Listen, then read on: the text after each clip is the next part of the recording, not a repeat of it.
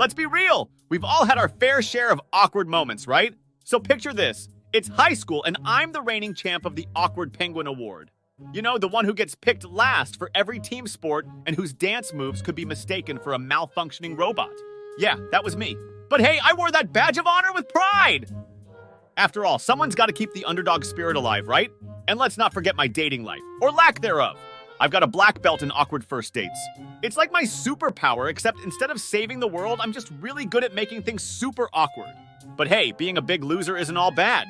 I've mastered the art of self-deprecating humor, and let me tell you, it's a real hit at parties. Who needs confidence when you've got a killer sense of irony, am I right? Who knows, maybe we'll discover that being a big loser isn't such a bad thing after all. One of the great things about being a loser is the freedom to fail spectacularly without any pressure to succeed. While others may fear failure, we see it as just another opportunity to add to our collection of hilarious anecdotes. While the overachievers of the world may constantly feel the weight of living up to their potential, we losers are free to coast along, blissfully unaware of any expectations placed upon us.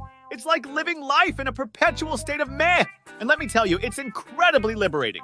But perhaps the greatest perk of all is the camaraderie that comes from being part of the loser club. There's a certain bond that forms when you and your fellow losers come together to celebrate your collective lack of success. It's like having your own exclusive club, except instead of fancy membership cards, we've got a shared sense of humor and a mutual appreciation for life's little failures. Ah, the life of a perpetual klutz.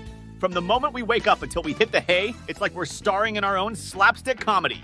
The curse of inanimate objects seems to haunt us, with every glass of water, pen, or mobile phone feeling like it's on a suicide mission the moment it comes into contact with us. It's as if we're surrounded by a permanent aura of clumsiness. And let's not forget those cringe-worthy, embarrassing encounters that seem to be our daily bread. Whether it's mistaking someone's name during a presentation or running into your ex in the frozen food aisle, every social interaction becomes an opportunity to remind us of just how awkward we can be. But wait, it gets even better or worse depending on how you look at it. Workplace misadventures are like playing hide and seek with luck. Hours spent preparing a presentation can be undone by a computer crash right before the big day. And weeks organizing a company event can end in no one showing up. It's like destiny has a very peculiar sense of humor when it comes to us. And then there's the baffling world of traveling as a loser. Flight delays, lost luggage, and erroneous hotel bookings are just the tip of the iceberg.